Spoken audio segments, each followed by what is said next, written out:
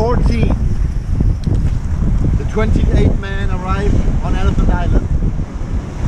Finally, they think they're done with the ice, but on the other side. And the other side of Elephant Island, as we might see later on today, is cliffs and cliffs and cliffs, just like that one. Turn around. Over there, glacier, like this one. Or you see the hills behind me. These cliffs down there. There is no way to land on the other side. No secure one. And the ice is pressing that way. It's coming north. So they turn around the island on the next day, April 15th, 1916. And they land on a site very far in the end. We're gonna probably see it, or you maybe have seen it when we were coming in. There was a little landslide going out. That's Cape Valentin. Cape Valentin became the first landing site for the crew. They landed over there, but it was not so good a place. Too much exposed for the wind, too much exposed to the water. So Frankie Wild, or Francis Wild, but better known as Frankie Wild, he explored a little bit and he found this place. Therefore, it's called Point Wild. So they moved all the things down here, up here, on the 15th. Sorry, on the 16th, April 16th. So from April 16 on, they've been living here. You see the big rock down up there? Where does the prevailing wind come from? Well, if you don't know, then take off your hats and give those 22 men who spent it 4 months here in winter time a respect and take off your warm clothes. Wind comes from northwest, so it blows from this direction. So the best place to shelter yourself is behind that big rock.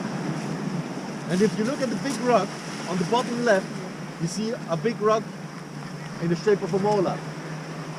When we get a little bit closer, you might see that there are some loose rocks around it on the right side. Those loose rocks are not by chance there. Those loose rocks are part of what they did as a sheltering wall to protect against the wind. On the right of that, down there, that side, that is the spot where they put it upside down, the 2 other ships, sheltered underneath, put some rocks on the side to shelter it more, and throw some canvas on the ground to shelter from the wind and the weather and the cold. This is the place where 22 men survived 4 months, from April 16 to August 30. That spot right over there. 2 months of those 4 months were in almost complete darkness. You have seen how the light now in summertime is completely nice almost the whole night, right? There's almost no dark. Yeah. Well, it's inversed. Yeah. It's completely inversed during June. We're in December now. In June, it's completely inversed. The amount of darkness you have is the amount of light you have. And they survived it 4 months. Oh. Under the leadership of Frankie Wild, who kept the morale high.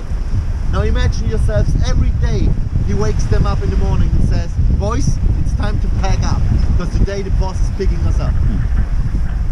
4 months it goes that way.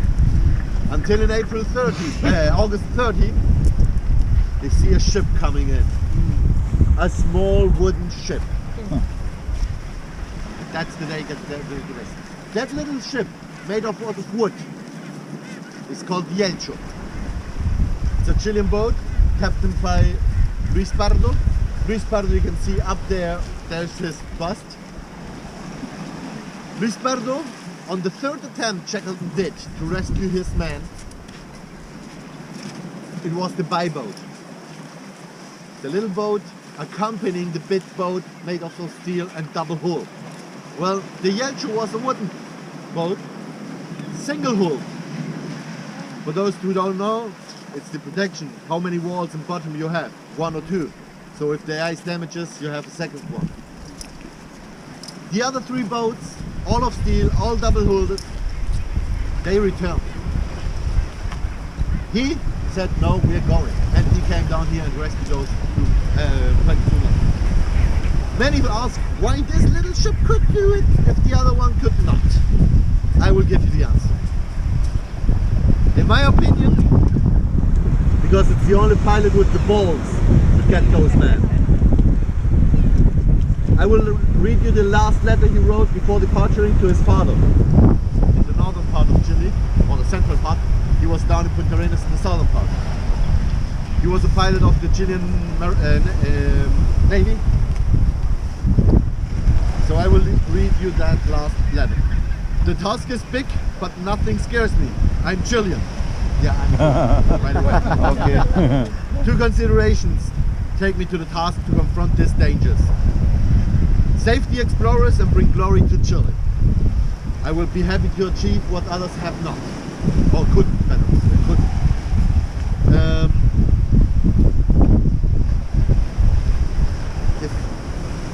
If I die, you will have to take care of my Laura and my 2 children, as there will be none other support as yours. If I succeed, I will fulfill my duty as a mariner and a Chilean. When you read this letter, your son will be dead, or back in Punta Arenas with the stranded. I will not return alone. That's the guy with the big balls. That's the guy saying, I will do it. And he got them.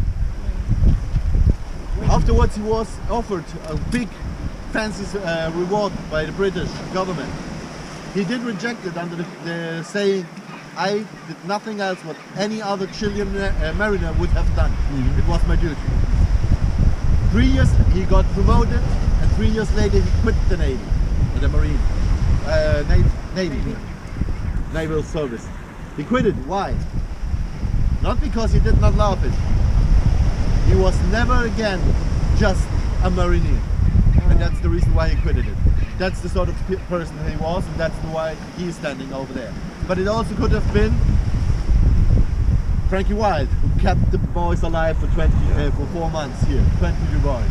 But there's a song for him, made by the doctor of the expedition. But maybe we'll sing it on another occasion, because we do